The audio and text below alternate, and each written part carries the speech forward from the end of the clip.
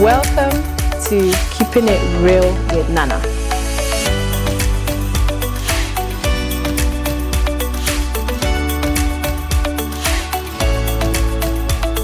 As you get ready to be inspired, informed, and entertained, get ready.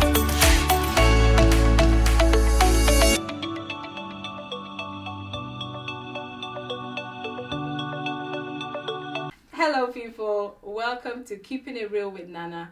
On this show, we'll be sharing each other's life experiences. So be ready to be inspired, informed, and entertained.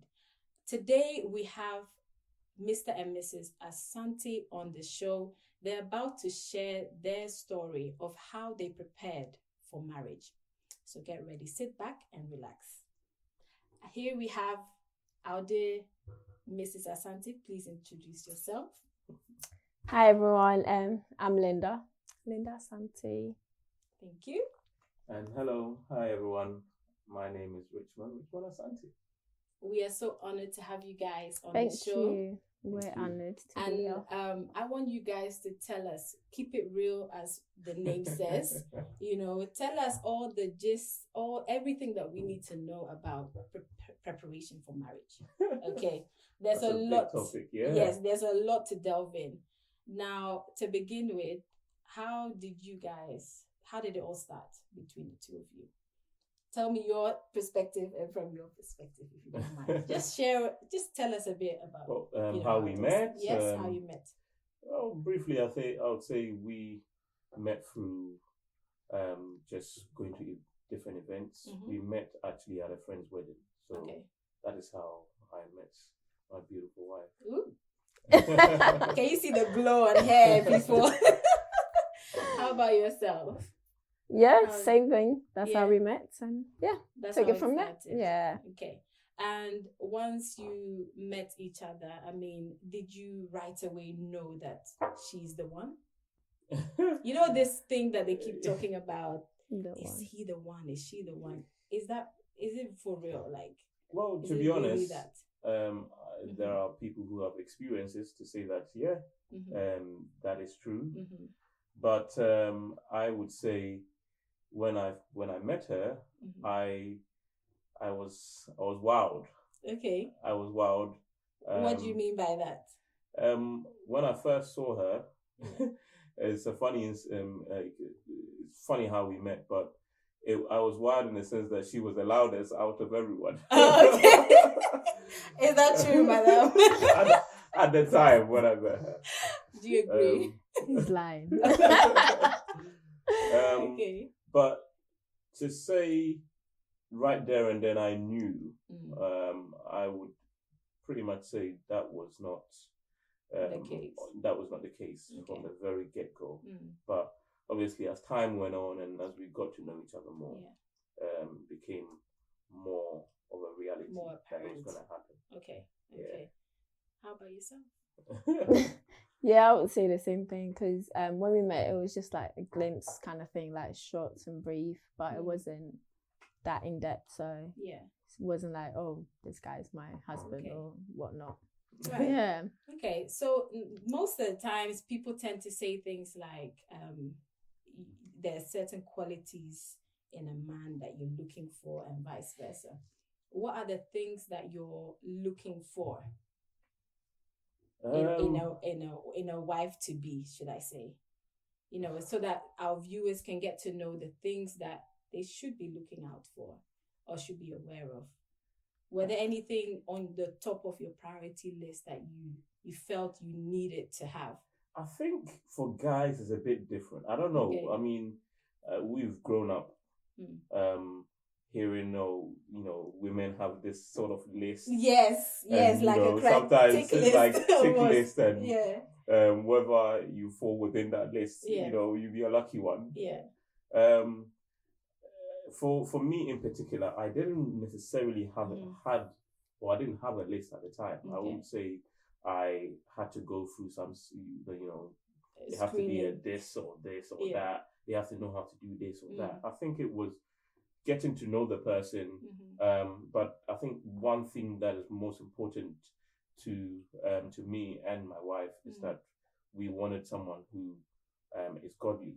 Okay. And someone who, understands our beliefs, and obviously we can connect with on that spiritual level. So that was very important to me. Yeah. And it was also apparent that it was very important to her. So I wouldn't have said, oh, this is the list that I'm going for. But so she didn't have to fulfill a particular, so-called criteria that she has to be this height, she has to be, because people do tend to stick to these things, and then I know sometimes they fall for that, and then they find that actually this is not the right person for them. Yeah. Must one have to have a criteria to start something? Well, I would say yes. Okay. In a way, I'll tell you what was on my list. Feel free to share. So obviously as teenagers, growing up, as women, you want a tall man. Oh my goodness, here we go. You feel like above, you want a man above 5'11", all that sort of stuff. You know what I mean? He's taller than yourself, right? Exactly. And he's not. I'm joking. And obviously you want a man with a beard. Okay. Also a godly man. I will tell you a story. Yeah, godly man. Man who's obviously nice looking physically. Yeah, that you're attracted to. Exactly, because that's a very key point. That's the first thing that you actually look at when you want to crush on somebody, like your physical appearance, right? Exactly. That's the first thing you see. Yeah. So when people say, oh, that doesn't matter, they're lying. Yeah. Because that was what actually, you didn't know the person, you didn't talk to the person, but that was actually what made you. Opinion, though. Well, that's the thing that caught your attention. It is what caught your attention, but. So that was the first step. Personality of a person. Yeah, but that will be later on. You wouldn't know the personality of a person straight away. Until you get to know them. So from the get-go, what you saw was the person itself. What they're looking at right there. Yeah. Are they tall? Have they got a beard? Do they wear foot size above size 7? All of that. So yeah. I think personally, people do need to work according to like a standard. Yeah. Like imagine getting married to someone that doesn't fall in that bracket where, especially spiritually, you don't connect well. You're not physically attracted to. I mean, there's so many things that I feel you need to have as on top of your priority list. Yeah. And I mean, for some people, they may have dated for years before they now said, let's do this, let's get married. What do you say to that? Do you think you need to have dated a person for such a long period of time before settling down to get married? No. What are the risks? What are your thoughts on this? What would you advise someone that is probably in a relationship for so many years and it's not going anywhere? Like they're just stuck. They don't foresee, although I think in everything you go into, especially with relationship, with the idea of where is this going? Like where is it in the next year or two? Right. Where would you like to be? Because like you said, some people are in relationships for a very long time and they don't see the end goal. So you need to have some sort of, not to say a set target within a year or 2 years, but there needs to be, okay, like where are we going with this? Yeah. Like we've been dating for such a long time. But then again, obviously there'll be signs is this the right person for you? Maybe, after a number of months and a number of years, if you've been together for that long, there'll be signs to show that this person is actually serious about you, whether for the male point of view or from the female point of view, because it's a two-way thing. It's a two-way thing, exactly. It's a two-way thing. So you need to have that kind of balance to know, okay, now I understand I actually want to settle down. Now actually I don't no longer want us to just be courting or to just be boyfriend and girlfriend. What of this friends with benefit thing as well? Like, That one, some people are in it to just, Well, free go. It depends on the person themselves. If obviously you want a friend with benefits, you need to obviously let the other person know that that's what you want. That's it. But what if the person doesn't tell you their intentions? Like, some women complain about these things. They say things like, "Oh, he knew that, say, that all she wanted was to get married," say, for example, yeah? And the fact that the guy knows that, all she wants is to get married, the fact that the guy knows that that's all she wants, that's what she now uses against, that he uses against her, in terms of trying to play that to his advantage. Do you see what I mean? Yeah. So sometimes as women telling men that this is what I want, sometimes it's used against us. Because then he can pretend and be like, "Oh, I now know what you want, so let me just play along with it." And then you as the lady, you'll be thinking, yeah. True, but in all, I think,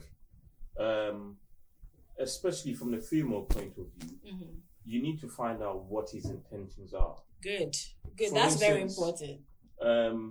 When me and my wife we started, talking, and we started, even before we started dating, she wanted to know what is my intention. Yeah. Like, what, okay, yes, we will date, but what is it? What's the end goal? Do you believe in marriage? Do you not believe in marriage? Yes. You need to have that kind of conversation with the individual. Now, if the person say, "Me, I don't believe in marriage," and you, on the other side, all you believe is in marriage, then clearly, there is something not quite right.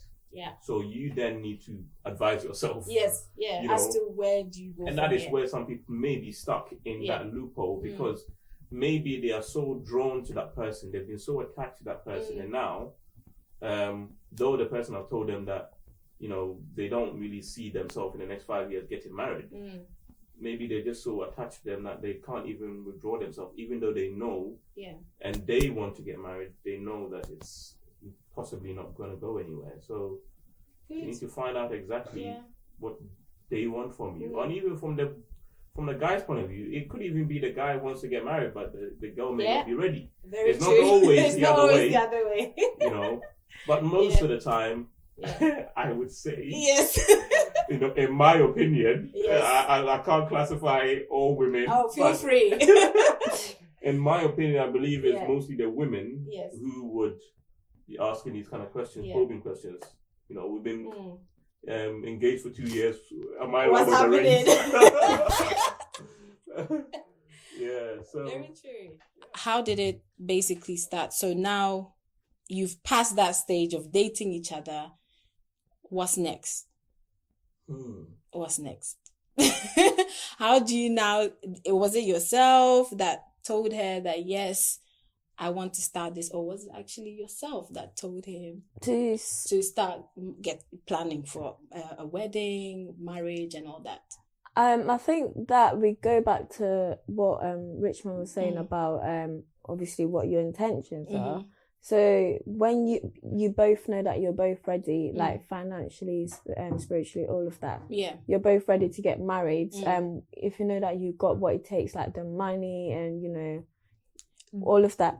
Do you think money should stop one from getting married? No, I'm not saying that, but obviously after the wedding, there is money involved. Yeah. Where you're going to be living, things that are going to be in your house, all of that stuff, there's money involved. As you, a female, to furnish your house, to get cooking pots and all of that is all money. But you don't necessarily need money to get married, because you could just go sign a register, which could cost like less than £100. So touching on what you were saying with the finances, I will speak for the brothers here, where they may say, well, I'm not financially strong. I just don't feel I'm ready to get married because of that. Meanwhile, they have a serious person, like someone that they feel, they want to settle with. And some women are just not up for the task, for waiting around for someone to get financially strong and all of that. What of that? Like, what do you say to such women that feel like it's all down to the men to do? No. Do you agree with that? I disagree. It's not all down to the men. Because a woman can have obviously a better job, getting more money than a man. And then sometimes with women, if they're like making more than a man, it sometimes can become a problem as well. So it could actually be like stop them from getting married or getting their relationship serious. They'll be like, oh, why am I earning more? Why am I putting in more? All of that stuff there. But so it should be like a collective thing. Shouldn't really just be one-sided, because at the end of the day, you're both getting married, not one person getting married. True. So I think on that subject, you know, as men, we have an ego. So sometimes a woman earning more than you can be some sort of make you feel like perhaps you're not ready to settle down, because you don't want to feel like you're the lesser in terms of finances. It depends on the type of relationship you have. Now, you know, at that stage, if you're talking about marriage, you know the person that you are obviously in a relationship with. You know how they are with money, and you know yourself also that, you know, whether they're earning more than you or you're earning less than they are, or perhaps you're earning more than them. If we put it together, it's not just my money, it's our money. Thank you. And then that is going towards a goal, like a purpose. So does it not become our money after marriage? It's still money. Absolutely. Yeah, so not before marriage. You're talking about before marriage. Yeah, but then what I'm saying is, until you're both married, is her money, is his money. Yes, but then you're bringing it together for a collective goal. Yes. So the idea is that you're trying to save up for marriage and for other things outside after marriage. So though obviously the money is coming from individual accounts or from the two individuals, it's still coming together as one, because it's going for a purpose, for a goal, and that is, you know, eventually that becomes one. So, you know, you can obviously save separately, you can save together or whatsoever. Yes. But then it still becomes as one. As one. I understand that obviously until you are married, you know, it's still, anything can happen in it. You know, but even after you're married, anything can happen. But what we're trying to say is, the fact that the two of you have a common goal and that you're going towards that common goal, it means that whatever you bring together, it's for the idea that you are to become one. Okay. So that is what I'm trying to say. That you know, I'm not saying, you know, because you're earning more and you bring more, like we should be separate in terms of the, you know. No. Okay, I see. And also, when do you start talking about finances anyway? Like, would you straight in go in and once you've been talking for a while, how soon should one start talking about, I earn this much and you earn this much and all of that? Is it necessary? You shouldn't really be saying how much you earn or how much the other person earns. I mean, you go out on dates and stuff, so you would know who is spending the money. I mean, sometimes they might not have money and they might just want to pay. Wait, are you trying to say it matters whether the guy would pay for the bill, say, if you were to No, of course not. Okay. No. Okay. Because we take turns. I'll be like, Good. oh, you pay this time. Next time I'll pay. Yeah. So it doesn't really matter who is paying. But obviously to talk about financials in a relationship is only when you're getting really serious. Then you know, you know that money or whatever you're talking about, that finance for some reason is for something. And not when you're not serious. And why would I want to know how much you're earning for what reason? There's two sides to that though. Say, okay, so there are women out there, you may disagree or agree on this, but there are people that want to know that me getting with this person means we can get somewhere together.